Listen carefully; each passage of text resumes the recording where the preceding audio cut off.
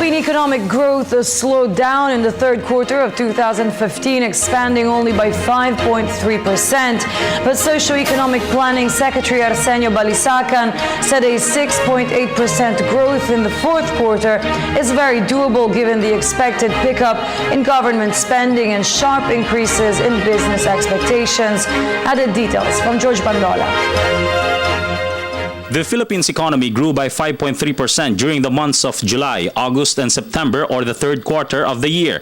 But the growth rate is lower than the recorded GDP at 6.4% from the months of April, May, and June, and a little lower than the 5.6% growth in January, February, and March. Socio-Economic Planning Secretary Arsenio Balisacan attributes the slower growth to port congestion, sluggish government spending, and decline of agriculture production.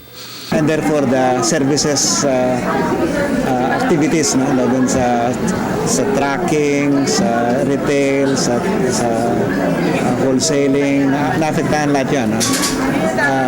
Number two is yung public sector nga natin, medyo more sluggish than we expected.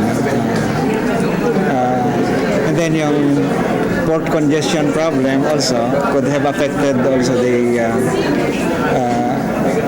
services activities, including transportation, retail, wholesaling, even things like financial intermediation actually did well, although it slowed down also. So it's come from various fronts, but I think those are the most fundamental.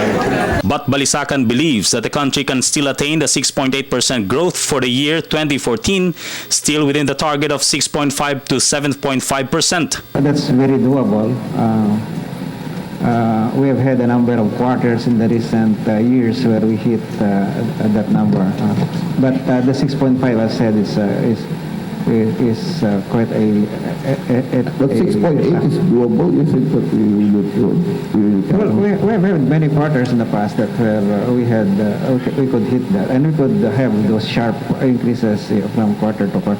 Despite the slowdown, the country remains the fourth most progressive economy in Asia, with China, Vietnam, and Malaysia on the forefront. The most critical ones are the things that will happen in our local economy. As I said earlier, we expect this government spending to pick up because many of those delays that happened in the previous quarters could manifest in terms of actual impact implementation in this quarter and in the next 2 quarters. Balisacan admits that among the factors that decelerates the government spending in important infrastructures are the recent Supreme Court decision on the Disbursement Acceleration Program Fund and the stringent monitoring of the Commission on Audit on government agency spending. But all these measures, Balisacan say, will certainly make the country progress even the current administration steps down in 2016. I think this process kasi, lalo na sa COA issues, sa DAP issues, this had been going on, di ba?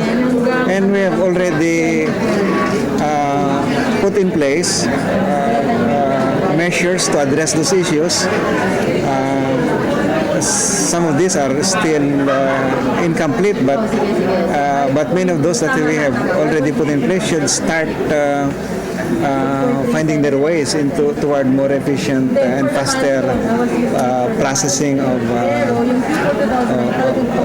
budgets and utilization of monies and disbursement of monies and liquidation of funds. The agriculture industry is expected to rebound before the year ends, while a more vigorous performance is anticipated from the service sector and industry sector. For People's Television, Jorge Bandola.